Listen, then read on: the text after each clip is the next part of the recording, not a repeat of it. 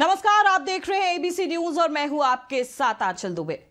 पहलगाम में आतंकियों की कायराना हरकत को लेकर पूरे देश में उबाल देखा जा रहा है। पुलवामा के बाद हुए दूसरे सबसे बड़े आतंकी हमले में दहशतगर्दों ने जो खूनी खेल खेला, इसको लेकर हर तरफ बदला लेने की आवाज उठ रही है। देश के भीतर आपसी लड़ाई को बातचीत के जरिए सुलझाया जा सकता है और अंदरूनी मामले पर भी बहस हो सकती है, लेकिन धर्म पूछकर गोली मार देना, हिंदू होने पर जान ले लेना, यह आतंकियों की उस सोच को दर्शाता है कि हैवान के भेष में आए शैतानों के मन में आखिर किस बात की ठसक छिपी हुई थी। लेकिन बात वतन की है, बात मारे गए देश के अफसरों की है, बात मारे गए आम सैलानियों की है। हर कोई उन्हें श्रद्धांजलि देते हुए जल्द से जल्द इस कायराना हरकत का बदला लेने की मांग कर रहा है।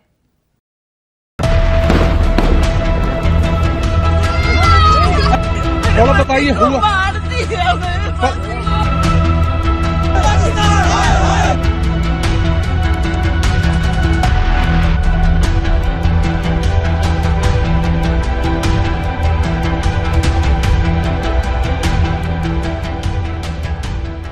मंगलवार को धरती का स्वर्ग कहे जाने वाले कश्मीर में सूरज जब वादियों संग अटकेलियां कर रहा था, उस वक्त घाटी में हथियारबंद दहशतगर्द घाटी को रक्त रंजित करने के लिए पहलगाम में घूम रहे थे।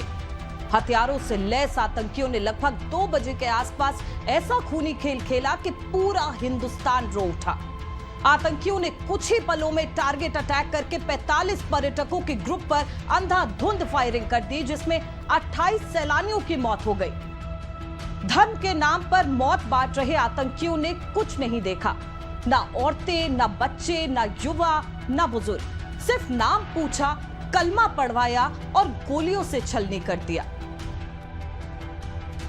क्या बोलते भेलपुरी खाली से मेरा पति साइड में था, एक इंसान है, उसने उसको गोली मार दी। यहाँ पे उसने बोला कि ये शायद मुस्लिम नहीं है, उसने उसको गोली मार दी। उसने बोला कि ये शायद मुस्लिम नहीं है, उसने उसको गोली मार दी। आजाद भारत के इतिहास में ये पहली बार हुआ होगा जब धर्म पूछकर लोगों का कत्ल कर दिया हो।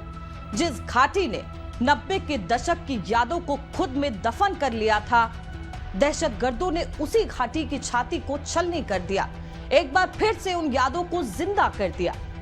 जिस घाटी की आबो हवा और खूबसूरती ने धर्म और मजहब की गंध को मिटा दिया था, उसी घाटी की फिजाओं में खूनी रंग घोल करके आतंकियों ने धर्म पूछकर सैलानियों के सीने में लोहा उतारकर आतंक की इबादत लिख दी। किसी पत्नी की आंखों के सामने उसके पति को गोली मार दी, किसी की आंखों के सामने उसके हंसते खेलते परिवार को लाख में तब्दील कर दिया।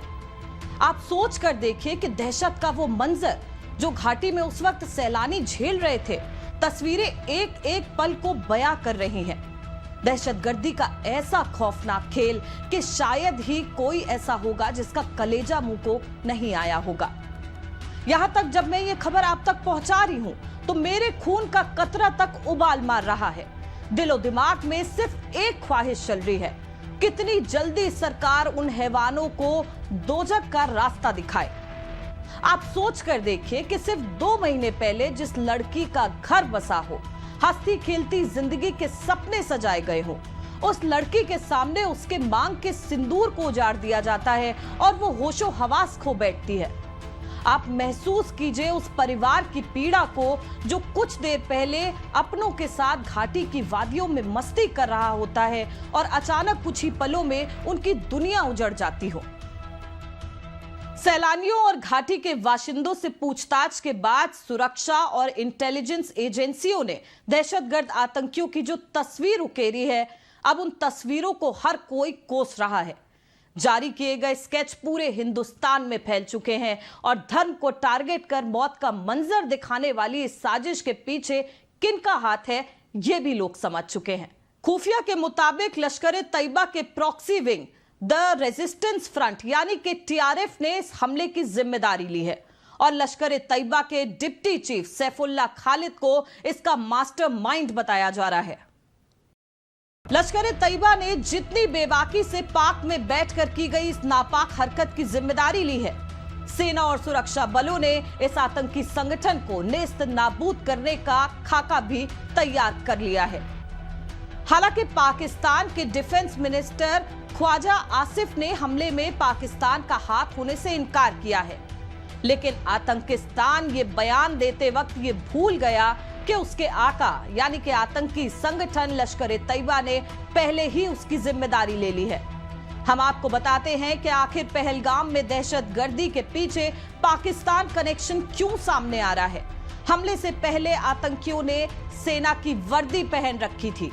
उन्होंने पहले सैलानियों से उनका नाम और धर्म पूछा, फिर हिंदू पहचान वालों को गोली मार दी। बताया जा रहा है कि आतंकियों ने करीब 20 मिनट तक AK-47 से ताबड़तोड़ फायरिंग की। कुछ आतंकियों ने बॉडी कैमरा भी लगाया हुआ था, यानी कि दहशतगर्दी का एक एक पल आतंकी अपने आकाओं तक पहुंचाने के लिए कैद कर रहे थे। अब देखिए कि अब तक कुल 4 आतंकियों की पहचान की जा चुकी है और पहचाने गए आतंकियों की तस्वीर इस बात की तस्दीक कर रही है कि पहलगाम हमले में पाकिस्तान का कनेक्शन है, क्योंकि जिन 4 आतंकियों की पहचान हुई है उनमें 2 पाकिस्तानी और 2 स्थानीय यानी कि घाटी के ही आतंकवादी शामिल हैं, जिनके नाम भी सुरक्षा बलों को पता चल चुके हैं। स्थानीय आतंकियों के नाम आदिल अहमद और आसिफ शेख बताए जा रहे हैं और खुफिया के मुताबिक आदिल का लश्कर ए तैयबा और आसिफ का जैश-ए मोहम्मद से सीधा कनेक्शन है और दोनों ही आतंकी संगठन पाकिस्तान से संचालित किए जाते हैं। बहरहाल जिस वक्त जम्मू कश्मीर में दहशतगर्द ये खूनी खेल खेल रहे थे, उस वक्त पीएम मोदी सऊदी अरब के दौरे पर थे। हालांकि जैसे ही खबर फैली, पीएम मोदी ने गृह मंत्री और रक्षा मंत्री से बात कर मौके पर पहुंचने के निर्देश दिए। अमित शाह भी जम्मू पहुंचे।